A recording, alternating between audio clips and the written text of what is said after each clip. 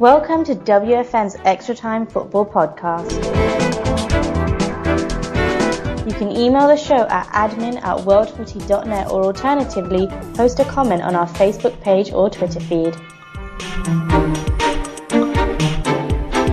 Well, it's all come to an end in the English Premier League. The champion has been decided, as well as who's going down and who qualified for Europe.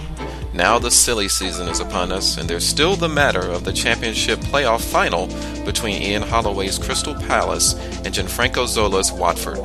We'll cover all of this along with the question of the week in this episode of WFN's Extra Time Football Podcast.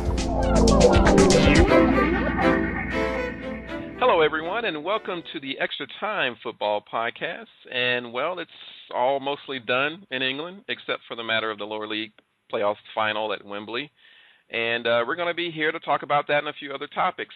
Joining me today are Bex Nolin, Bobby Fu, and Louise Kay.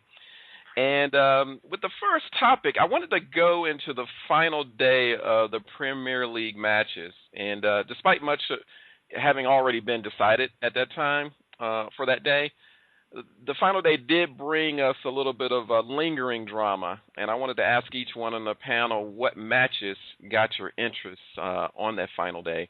Bex, let me get you to get things rolling for us. What did you find interesting from the final day? I found it interesting that City lost. Yeah. And good for Norwich on that matter. It goes to show that Norwich can score goals against good teams, but it also shows that City, it's almost like they gave up. I mean, it was just... I was going to say, it seems like no heart in them. Yeah, I mean, like, no matter where you're sitting at the end of the table or in the table, if you're at the top or the middle, bottom, you always want to end on a win. So just that attitude there of the, you know, getting beat by Norwich, I don't want to take anything away from them, but, you know, that attitude, and obviously with their manager gone now, maybe it'll be different, but it just showed that it separated the pros, the experienced pros, and you know, the newbie pros, and obviously Man City are that newbie. Right. Because they're just, you can't buy success or whatever. And then obviously United with the 5-5 draw, that was pretty interesting to say the least, considering they were 3-0 up at half time. Yeah, and you know, me being a Manchester United fan, to see that lead evaporate the way it did, particularly since it was a send-off for Sir Alex. I don't think I would have minded so much in any other situation. It would have been a fun game to see all those goals go in. But, you know, it's Sir Alex's last game. Go out with a win. You know, don't let this team come back and tie you with I guess it was a league record, 5-5. I don't think it's ever been done in the Premier League before, two teams scoring 5 in the league game. But, you know, that was not the way to go out. Yeah, I mean, and looking at the couple of the goals that they conceded right around like the 3-yard line was a little bit sloppy, disorganised. But yeah, being 3-0 up, absolutely they should not have allowed them to come back and equalise in 5-5. I had to do a double take. I was like, 5-5? Because it was 3-0 at half time. I was shocked. Yeah, I was watching it, and I got to say the one thing that came out of it, because United played well. I thought they played well enough to blast out West Brom. But Anders Lindegaard, who has been trying to put in his case for the number 1 shirt, didn't do himself any favors. He was horrid. You're right. Yep. And that was the difference in the game. Yep. I mean, his inability to command his penalty area, and also his inability to stop shots, both came to the fore here. And I think that has exposed him, and it may change the way Manchester United looks for some reinforcements in the off season, because I think goalkeeper might be one of them. Yeah, I agree with you there. He's just not. He's not Man United caliber. No, not in my opinion. Well, Fu, what about you? How about that last 10 minutes of the Arsenal and the Northern Scum match? You know, how did that affect you? Well, you know, I'm going to be honest. We were watching all 3 matches at the same time, Everton, Chelsea, and Tottenham and Sunderland. Yeah. And it was really, you know, it was pretty nerve-wracking. There's quite a few people down the pub. quite a few people. I was actually really surprised. Quite a few people. Not as many from different clubs as I thought there were going to be. But, it was pretty nervy. I got to watch everybody's face and things like that.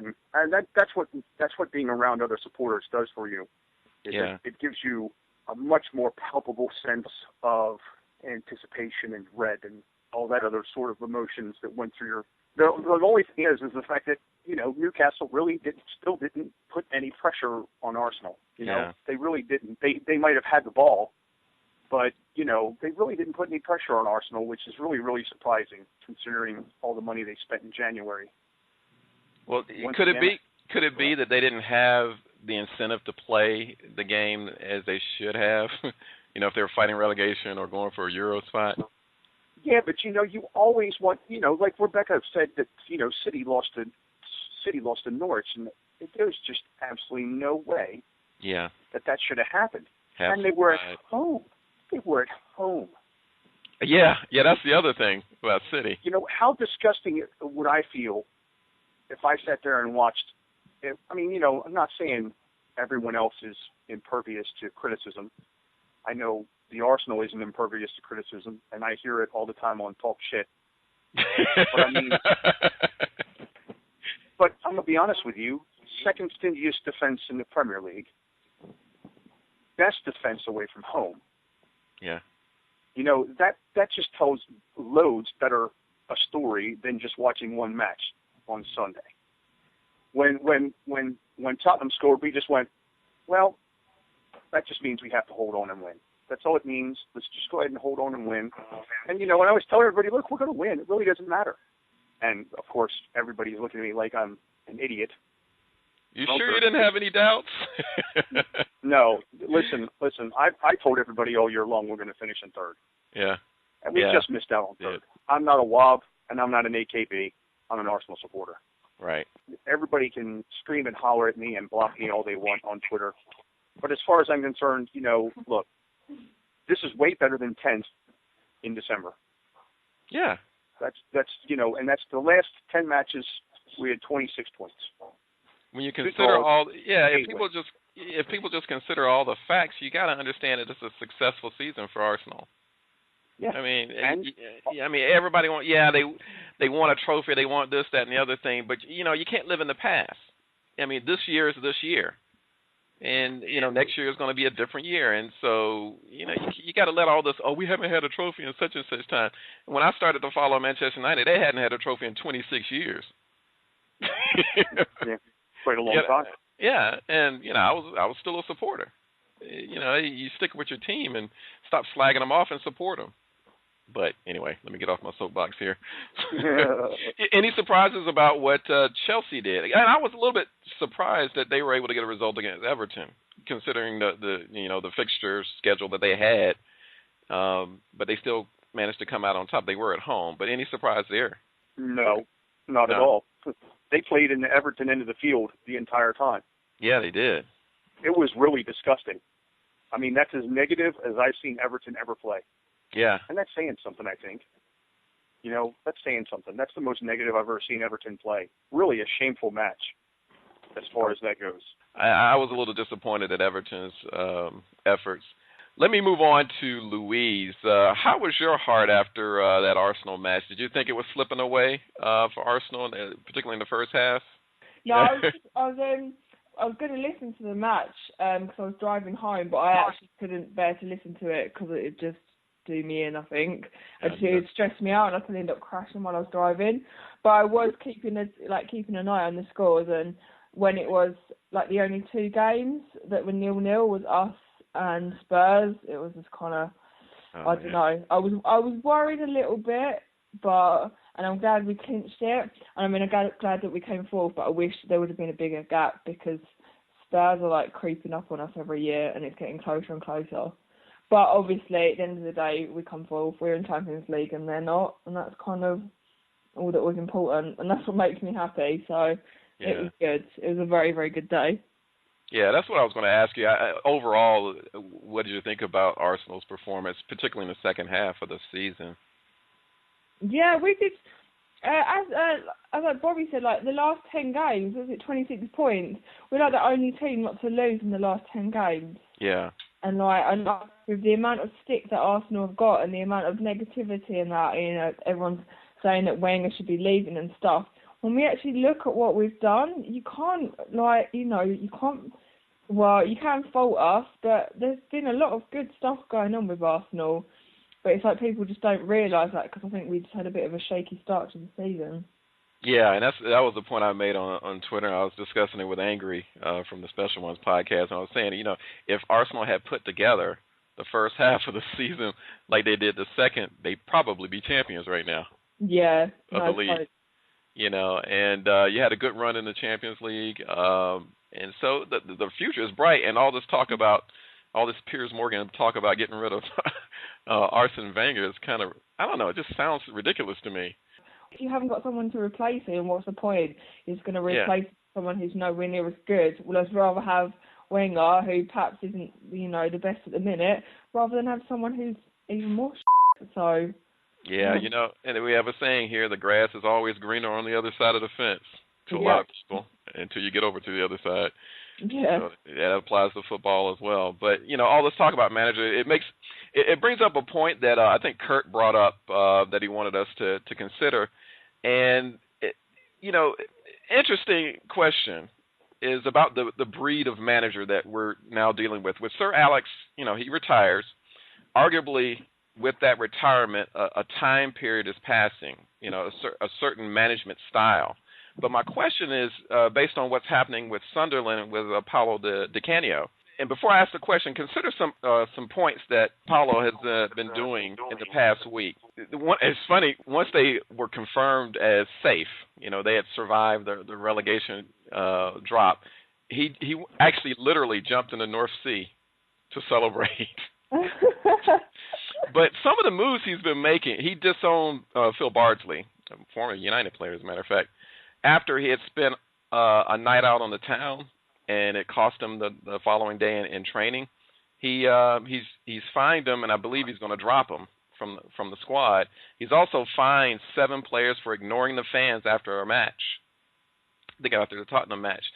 And he also stated those same 7 players will not be with the squad next year. He threatened to stop players going on summer holiday if they didn't perform well against Spurs. You know, that was something that said in the pregame match meeting. And you know, with actions like that, could a figure or a character, I'll say, like Paolo Di Canio, can he be the start of a new breed of manager that's starting to come up, or is this just vibrato and emotion that's going to fall away? I mean, what are your opinions on this? Go ahead, Louise. Yeah, I think he's just a really, really passionate guy, you know, and he cares about the club that he represents, which I don't think a lot of managers do. Mm-hmm. And he wants to, you know, eradicate all the people who give a bad image for the club. Like, he doesn't want all these people who are disrespecting the fans, because at the end of the day, the fans are who pay the players to some degree, and So, you know, I think that's what he's done with all them players and stuff. But I think he'll do really well next season. I really do. I think with his attitude and his, you know, kind of this is how it goes attitude, I think he'll build a strong team. Good point. Bex, do you have an opinion on that? Yeah, I mean, I think it's common to fine players and ban players and shift players. I mean, it's just a matter of the club and how they deal with it, whether it's keeping it under the table or if it's, you know, making it public. And I did read it somewhere that Sunderland, the backroom staff and the people on the board were a little bit upset with the way he publicly dealt with it. So, you know, if you're Alex Ferguson, you don't hear him talk about his players. And right. I watched the interview with Paul Scholes and Gary Neville. Right. Alex Ferguson will 110% bend over backwards and stick up for his players in front of the press and the media. But Good behind point. closed doors, you don't know what's going on. He might absolutely go for that person. You know, Beckham went, Roy Keane went. You know, when that person gets bigger than the club, he will move on without them. So I think it's just... doesn't play it out in the press. Fu, let me get your thoughts on Paulo Di Canio. Is this a new breed guy, or is this all kind of Well, I'm gonna be honest with you. I think it just shows that it's a different regime.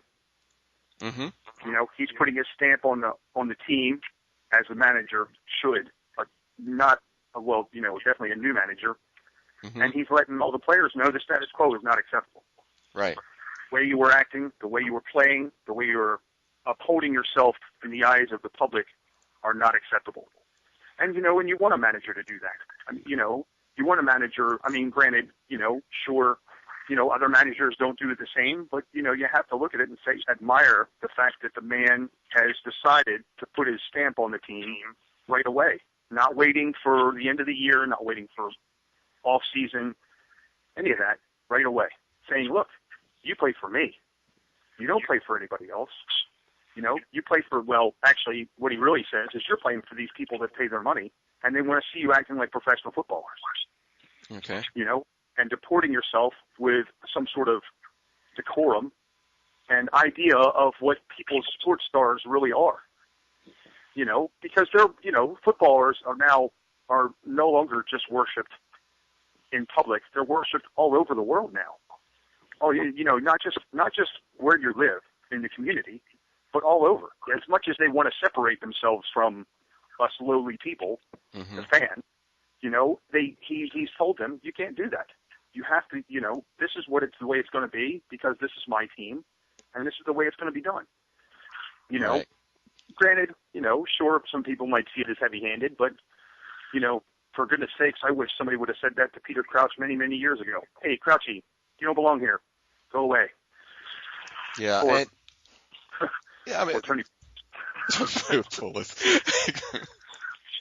All good points, Fu. But here's my problem. There's something that Bex just said, in that I do like his actions, his hardline action with the players, and I think that was a real problem with Martin O'Neill. I don't think the players took him seriously. They didn't play for him. But that having been said, if you're going to go after the players like that, I'm not so sure. You got to be very careful about doing it through the press. And I'm sure that this was done more for the supporters, to get the supporters behind them. There's even a petition going on online of the supporters signing it in support of what Paulo Di Canio has done. The decisions he's made about these players, the fines he's levied out, getting rid of Phil Bardsley, these types of things. But as a manager, you got to know how to do that. You can do all of that behind closed doors. You don't have to do it in the press. And that was what Paul Scholes had said in that interview that Bex had pointed out before. Alex Ferguson never did that with players in the press, but he did it in their faces behind closed doors. It's a culture. Go ahead. But things have changed now. Like, you think about footballers years ago weren't in the media and weren't so out there as much as they are now. Now there's a footballer in the paper, in Sunday Sport or whatever, every other week for doing something. And if times have changed with how football is, so maybe it's just that. Maybe, the era of Alex Ferguson was when things were a bit quiet, but now they're not. Now there's a lot of players who choose to put themselves out there, so Di Canio's is doing the same, I guess. I mean, that's a good point. Things are a lot different now. Even in the interview with Alex Ferguson that the BBC had done, Alex Ferguson was talking about when he first started, there was no such thing as a player agent. There were none at the time. And over the years, these things have changed. Of course, the Bosman ruling made it easier for players to become free agents outside of contracts. And so those changes were made. But it's interesting that although the times changed, Ferguson still dealt with that situation the same way. And that is the only thing. It can be done. I mean, I could be wrong. Paulo Di Canio, what he's doing in the press, with his players, it's probably going to work. It's probably going to, fit the times that we're living in. I just think you got to be real careful about doing it that way. You could lose the respect of your players real fast when you put the stuff in the street like that. And that's spot on. I mean, I honestly think that Mancini lost the respect of his players because he just kept calling them out all the time. Good point. Yeah. And that's the point. Yeah. At the end of the day, the decision at the end of the day comes from the player. Yes, we're safe. Should I really go to the casino?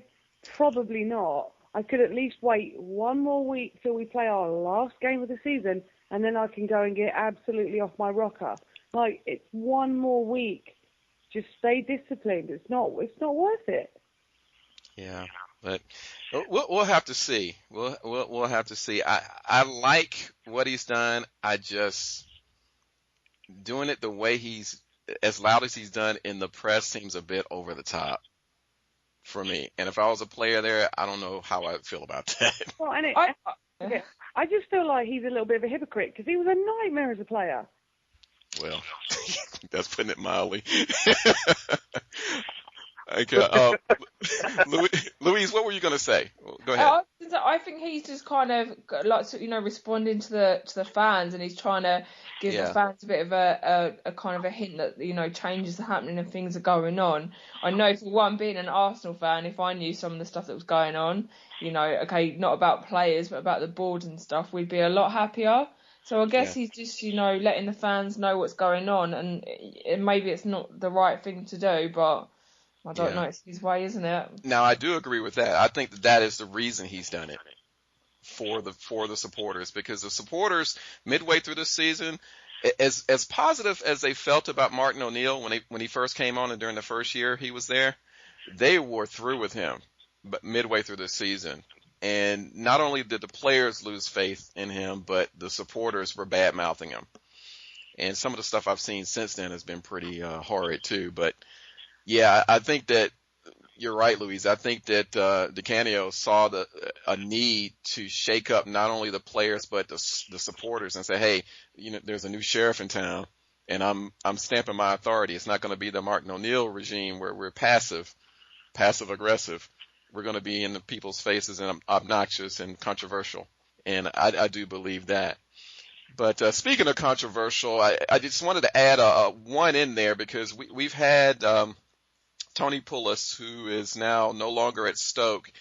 And we also have Jose Mourinho is confirmed leaving Real Madrid and 99.9% sure he's going to be at Chelsea. Any thoughts on either one of those things affecting how things are going to go in the league next season? Fu, any thoughts on that? Frankly, Tony Pulis should have been fired around Christmas time because the team wasn't doing anything and they weren't going anywhere. And they spent a lot of money. Mm-hmm. A lot of people don't know that, but they spent about £100 million since he's been there. And, they spent almost £120 million on players. A lot of people don't know that. I didn't. And in like 5 years. So if you think about it, people always say, oh, well, that's not a lot of money. But, for Stoke, that could be a lot of money. Yeah. And he hasn't done anything. And they're not a very attractive team to watch. Yeah. I say that tongue-in-cheek because everyone knows they're not an attractive team to watch. And how they get 30,000 Neanderthals to come out of their caves and watch them, that's totally beyond me.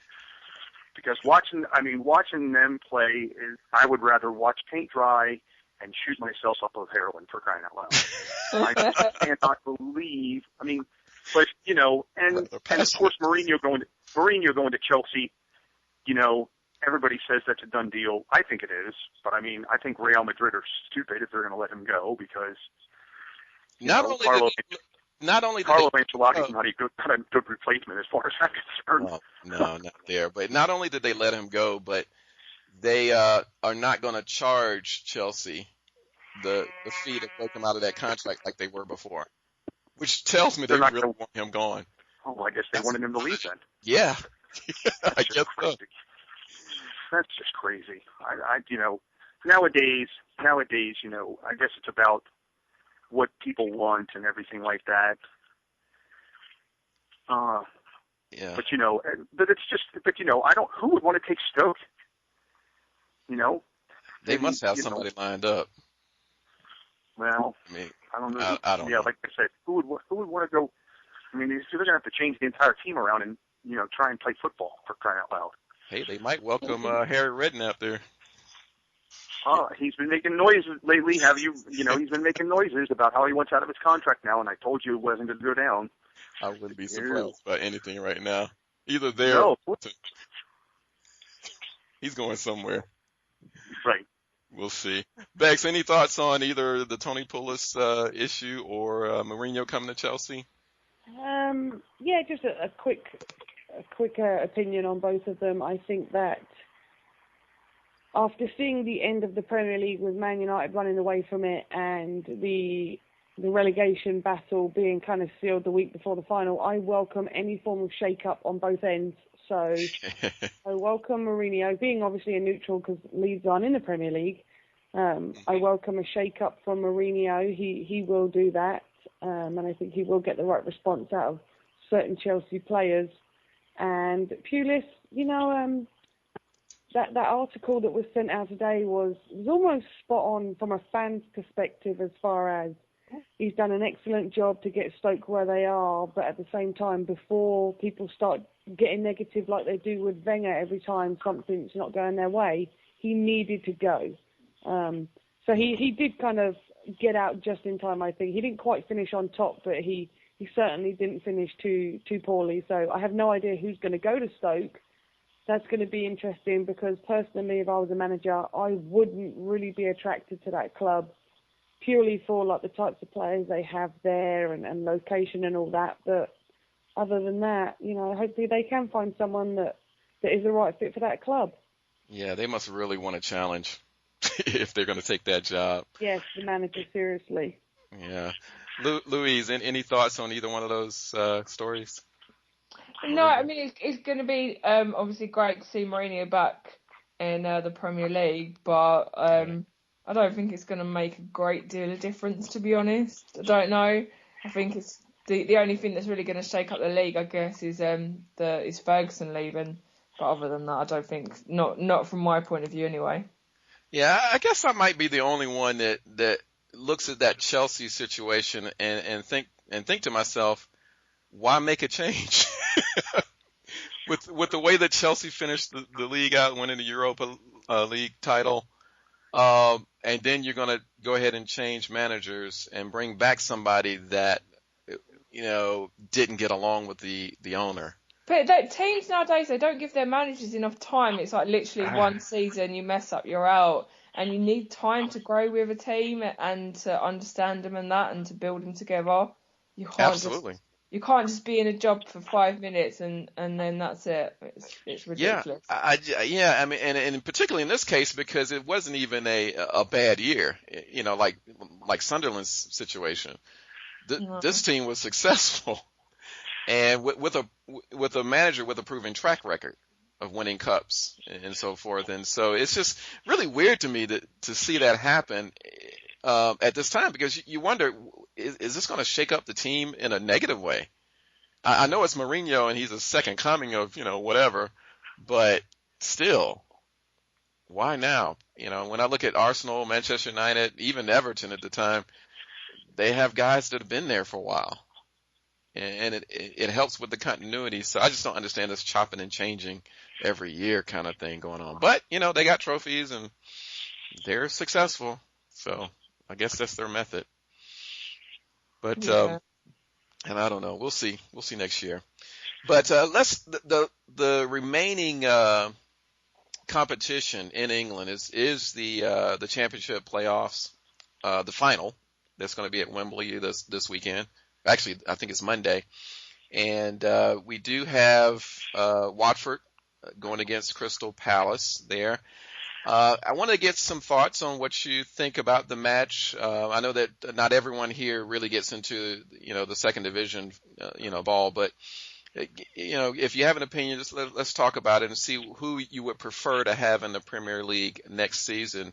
Let me start with you, Fu. We've talked about this before. Any thoughts on the result that you're expecting in the final?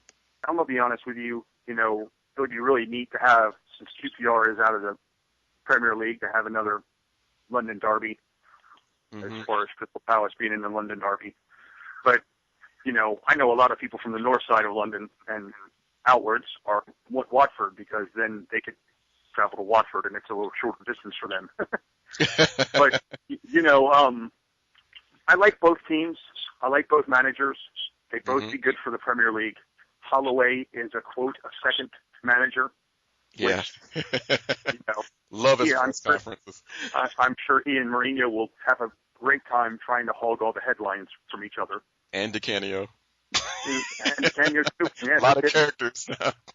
But then you also have John Francazolo on the other side. The gentleman. Who, yes, a gentleman and a passionate player also in his time. And Almunia, for crying out loud. Good grief, who wouldn't want Almunia back in the Premier League if not for all the bad things he could do in the goal? It'll be entertaining. I say that, but I mean, he did get picked up by a team, and they're going to get from. I hope it's an exciting match. I hope it's end-to-end stuff. I'm looking forward to it. That's what I'm looking for. Not a frustrating, match at all. But they have exciting players on both sides of the ball. Both teams do, and it's my day off, so I look forward to watching it for sure. I look forward to watching it. All right. Well, Louise, I know that you don't really follow the championship, but any thoughts on either, Watford or Crystal Palace? Do you have a preference as to one of the other teams coming up, particularly since Crystal Palace will be another, derby team for you? I have actually. I did speak to one of my friends so that I'd have an answer for this question. Go for it. So yeah, and basically, that Palace will be the better one just because they're, from my point of view, obviously being English, British, whatever, they've got more of a British core, and Watford have just loaned in loads of players from Middle East. So that's actually a good point. Kind of like, I'm not that patriotic really, but it's be kind of nice for them to come up. And Palace are quite local to me as well, I think, in London. So, yeah, that's another reason why. Yeah, they'd have to transform themselves a little bit. They're going to lose Zaha, their star forward and everything, but they do have Ian Holloway, so that can mean all the difference in the world. Yep. And just wanted to end up here with Bex on this question. You've being a Leeds supporter, you would follow a lot of these teams a lot closer than we would. So I know that you've picked Watford a few weeks ago. It's still your pick? Yeah, I think so. I picked Watford Palace in the final. Mm-hmm. Just wanted to get that one in there. Yep. Yes, you are an expert. And although I do like Ian Holloway, and I think he would be pretty funny in a Premier League again, I'm sticking with Watford. So I know their experience, I think that with the manager and as much as you hate Almunia, I think that's necessary experience that he has, and maybe he will be the saviour if they get into the Premier League compared to when he was at Arsenal when, he was the scapegoat for silly mistakes. So I'm going with Watford and I'm sticking with it. But Almunia, he came up big, in the playoff, that second leg. Yeah, and the injured players at Watford have had even more time to recover. So. Yeah. So I'm looking forward to the final. I'm still picking Crystal Palace. But yeah, no. But I don't know. It's going to be a good final. From the outside looking in, they look like two evenly matched teams with slightly different styles. Yeah. So we'll see.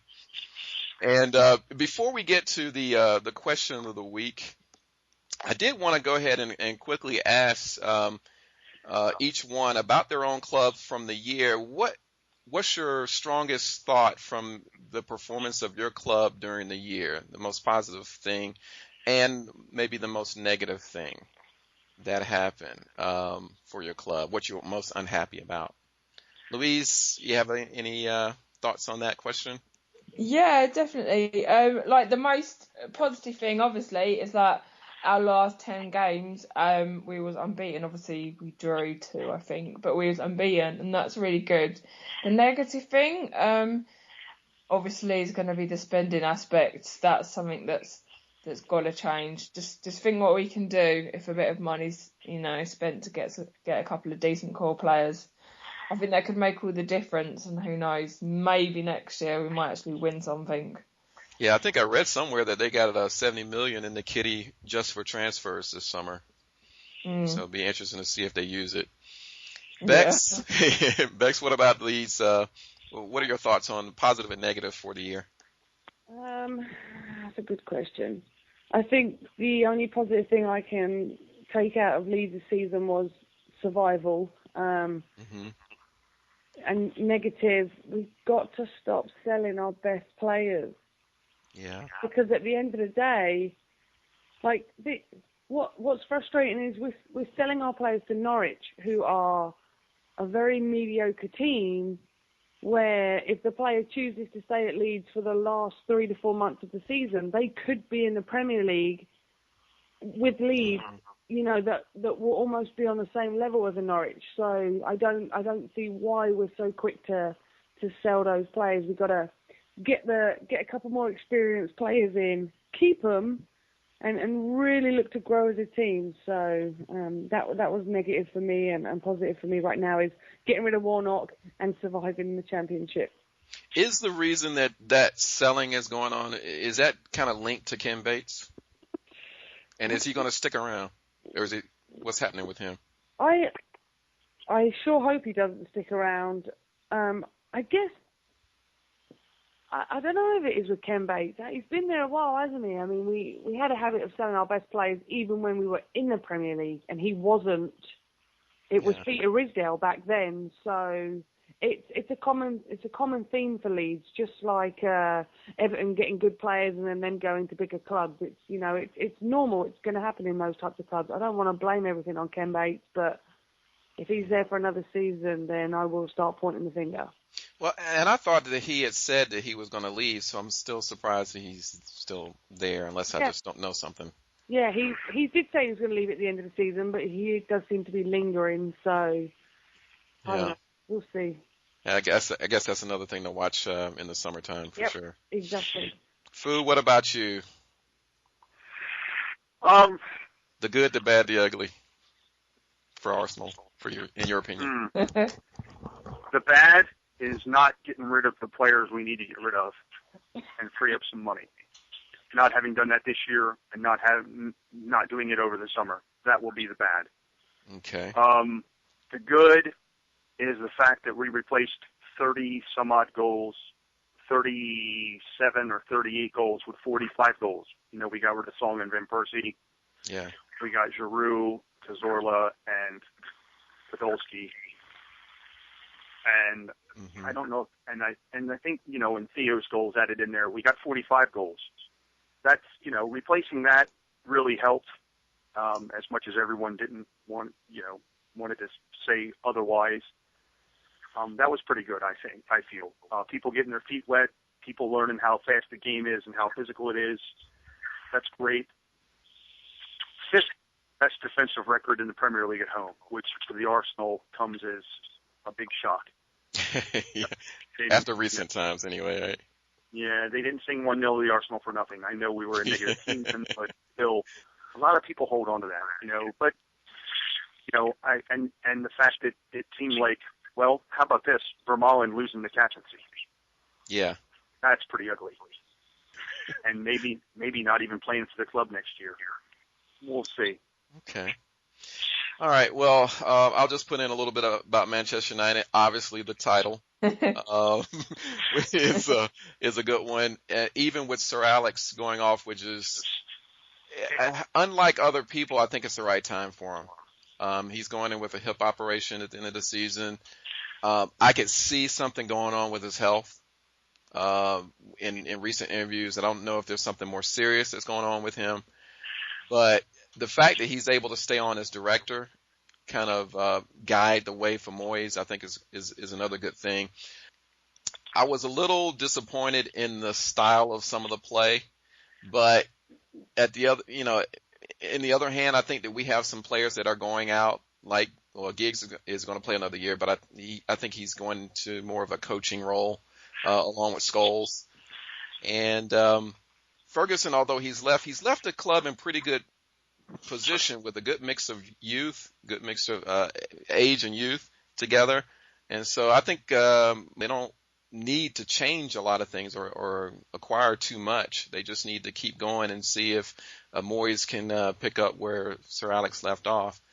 But going out as meekly as they did in the cup competitions was, I think, the only negative part that I saw in it. But overall, I'm very happy with their performance and the way they ended up in the league, even though they let West Brom back into a game they should have really won in that last match. But that was cool. And the other thing is that I'll just go ahead and note that Kurt Hunt, our program director, he's going to do a little story on Sunderland and go into detail about how that year has gone for them. They've, flirted with relegation. They've, got rid of Martin O'Neill and brought on a controversial manager in Paulo Di Canio. So he's going to go into detail about that. So I'm looking forward to that in the coming week. So this brings us, though, to our question of the week. And this question comes from a listener, Andy Adams. And he asked the question, if you were able to put together a fun team for one game that consisted of purely EPL players, what would your team be? And let me give you his team right quick, and we'll see if you guys have an opinion on this question of the week. For goalkeeper, he has Tim Howard from Everton. For the defenders, Leighton Baines from Everton. Seamus Coleman from Everton. Must be an Everton fan. Ryan Shawcross from Stoke City. John Terry from Chelsea. Midfielders, Gareth Bale, Spurs. Hatem Ben Afra from Newcastle. Michu from Swansea. Clint Dempsey from Fulham. And his forwards were Robin Van Persie from Manchester United and Luis Suarez from Liverpool. Pretty good cross-section of choices there, and the league's pretty well represented as well. I'm going to give you mine, and then I'll go down the list and see what you guys think. For my goalkeeper, I decided that David De Gea from Manchester United did a good enough job for my best of. I like Leighton Baines from Everton. I like Vincent Kompany from Man City as a defender as well. Rio Ferdinand and Phil Jagielka. I love that name, from Everton. My midfield, Fu, why don't you go ahead and close your ears for a hot second? I got Gareth Bale for Spurs. Fellaini from Everton. Yaya Toure from Manchester City. Juan Mata from Chelsea. And my striking partnership would be Luis Suarez from Liverpool and Robin Van Persie from Manchester United. That is my best 11 EPL players. And so let's get the opinion of the panel here. Fu, do you have a list of players you'd like to put out there? Well, I saw that list. Yeah. And, I have a problem with John Terry being in it. But as far as that goes, I think Ivanovic is a much better center back. Yeah, and to be fair, he had Ivanovic in his second team. I didn't go down his second team, but yeah, I would agree with you. Yeah. I think I would have had Koscielny in there. Leighton Baines definitely plays one wing, and really don't have a right back because all of them are crap this year, to be honest with you. And I'm not going to pick the best right back ever at Tottenham. Just you can't pick a Spurs player. No, Gareth Bale deserves to be in the midfield. I don't care what anybody says. He was not on my fantasy team, but I'll be honest with you, he's a holified footballer, and if he was on my team, if they happen to sell him this year and he comes to Arsenal, well, that'll be the second captain we've stolen from him. So it could happen. Well, that would be really funny. I told all my people. I have two people I know that support Spurs, and I told them both Gareth Bale is leaving this summer. Yeah, Bale has come out and said he's staying, but I got a feeling he's going to go. I don't know why. I just have a feeling he's going. If someone backs up a truckload of money to your door, are you going to say no? But Bale is definitely in my midfield. Michu is in my midfield. Fellaini did well the first half of the year. He fell off quite a bit in the second half of the year. Adam Johnson played well the second half of the year. He definitely gets kudos. For any midfielders that stood out, and absolutely zero of them did, actually. I mean, Santi did all right, so did Theo, but they should have played world beaters, and they didn't. And that's just the way the league goes. Mm-hmm. You have flashes of brilliance. But RVP and Luis Suarez are definitely playing up top because. What about somebody like Eden Hazard? Nope. Listen, he was gangbusters at the beginning of the year, and then all of a sudden, same with Juan Mata. They really didn't start playing well until the second half of the year. Yeah, that's true. That's true. Michael Carrick was pretty even. I just couldn't put him in my first 11. No, he really doesn't. I think either Mignolet or Begovic plays in goal for me. Yeah, that's who Kurt had Mignolet in there for his goal. I'll go down his later as well. Okay, well, let's keep it moving here. Bex, do you have an opinion on either the entire 11 or maybe some standout players from the season? Oh, I have my entire 11. Excellent. Okay, well, my goalkeeper is Joe Hart. My left back is Leighton Baines. Centre-backs are Vertonghen and Vidic. And I couldn't decide on a right back between Rafael da Silva or Azpilicueta. My midfield is Carrick and Lampard. Carrick because he can hold and he is super disciplined and he can pass. He can connect passes, disguise passes, whether they are on the ground, in the air, 10 yards, 30 yards. He connects passes. Frank Lampard can score goals. Mm-hmm. I got Bale and Mata out wide. And I got Suarez and RVP up top. See, I like all of those. There were so many players to choose from. It was hard to leave out some. I've gone back in my head and thought, man, maybe I should have put Carrick in there or somebody. Well, my subs real quick are Ivanovic, Phil Jones, Sturridge, De Gea, and Wilshere. Good squad. Good squad. How about you, Louise? Any thoughts on either a best 11 or maybe some standout players? Yeah, I did. I have actually got a little team here, which I did have help with, and you have to apologise if I can't pronounce any of the names because I won't lie. I'm the same. Before I make an absolute tit of myself, I'll apologise now. We've got Julio Cesar in goal. Right back is Zabaleta. Mm-hmm. Centre backs Kaczynski and company, and my left back will be Leighton Barnes. And then centre mid, it'll be Wilshere, Lampard, Bale, and then Walcott on the wing. And then up front, Van Persie and Christian Benica. Okay. Yeah, and I thought about Benteke from Aston Villa. I thought about him up there, but I don't know. I don't know. I even thought about Sergio Aguero, but he kind of flattened out at the end of the season. Yeah. But, good picks too. Good, I think so. I do have Kurt's list here. I'll just go ahead and put that in there. Goalkeeper is Mignolet from Sunderland, Danny Rose from Sunderland, Patrice Evra, John Terry, and Leighton Baines for the defenders. He had Aaron Lennon as one of the midfielders, Juan Mata, Gareth Bale, and Santi Cazorla from Arsenal, RVP, and Ricky Lambert, which I thought was a weird one for forward. But, considering the choices, he's a solid striker, but I just think I would have picked several others in front of that. But, it's everybody's opinion on that. So, all good stuff. And like I say, this has been one of those interesting years in the Premier League. I think that we're set up for a very interesting season coming up with the characters coming in. We could have an Ian Holloway, or if they win the championship playoff final. But you already have Paulo Di Canio, you have Mourinho coming back in. The chances for off-the-field stuff is just going to be through the roof, which is nice for us to have on subjects for podcasts and stuff. But I think that's going to be a wrap for the 2012-2013 season for the Extra Time Football Podcast. I want to thank all the participants, including Bex Nolin, Bobby Fu, and Louise Kay, who were on tonight. But special mention I'm going to give out to our sometimes host, Hooligan Broom, who's doing a lot of coaching right now. That's why he's unavailable for the podcast. Our wonderful program director, Kurt Hunt, who's going to return to the show. Actually, he's going to be with me in the summertime as we switch gears with the subject of the show and into the next season. The incomparable Faz, Liverpool and Barcelona fan. And of course, a special guest, sometimes from the Special Ones podcast, Andre Sherrard.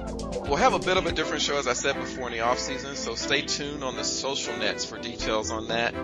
The Extra Time Football Podcast will return in time for the Charity Shield between Wigan and Manchester United in August, and for the kickoff of the 2013-2014 season. So remember, the kickoff is less than 90 days away. So thanks to all the listeners and supporters out there that make this show possible, and I wish you all a happy transfer season. Goodbye. The Extra Time Podcast is brought to you by Images Frozen in Time Photography, your full-service photography agency. Also, make sure you check out the Special Ones podcast featuring Andre Sherrard and his crew as they talk on a wide range of world football topics. Thank you for listening this week, and we'll talk to you again next week.